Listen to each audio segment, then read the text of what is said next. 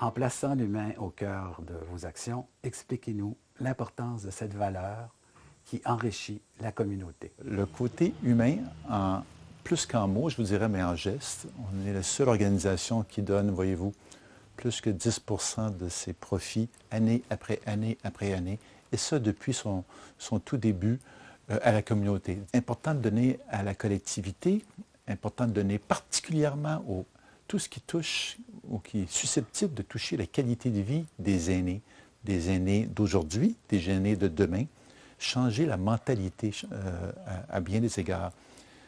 Continuer de penser qu'un aîné plus âgé, une personne d'un certain âge peut espérer avoir une meilleure qualité de vie. La notion de lifestyle, ce n'est pas arrêté aux gens de 30 ans.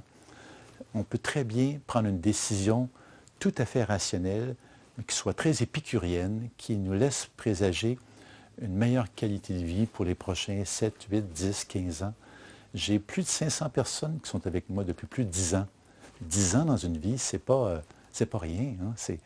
Et qu'ils ont beaucoup de plaisir. Je suis très chanceux, je dois vous dire, d'être près de tant de gens au quotidien et des gens qui nous disent merci d'avoir, en bien des cas, amélioré leur qualité de vie. On vous honore du titre de visionnaire. Voulez-vous nous partager un de vos souhaits futurs? Un souhait que j'aurais, c'est que l'étude de bien des comportements ou bien des analyses soit aussi segmentée chez les 65 ans et plus que chez les 20 à 25 ans, 25 à 29 ans, 30 à 34 ans, comme on le fait avec beaucoup de rigueur, beaucoup d'analyse, et on arrive en fin de course avec les 65 ans et plus. À mes yeux, ça n'a pas de bon sens. Il y a tellement de différence entre quelqu'un qui a 70 ans et quelqu'un qui en a 90.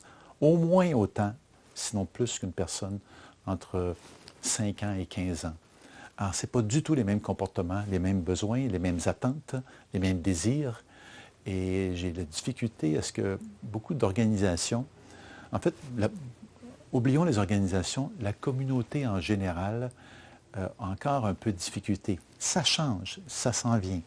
Mais de penser qu'on peut parler d'épicurisme, penser qu'on peut parler de bonheur, de plaisir, de rencontre,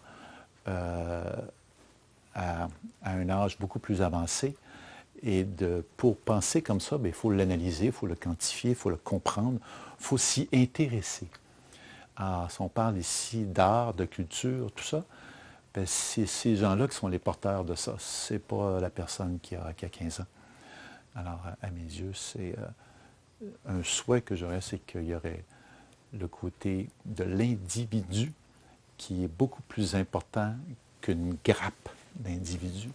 Et on a encore un peu de difficulté à éviter les généralisations. Merci, M. Maurice. Ce fut très touchant comme témoignage. Sincère. Oui.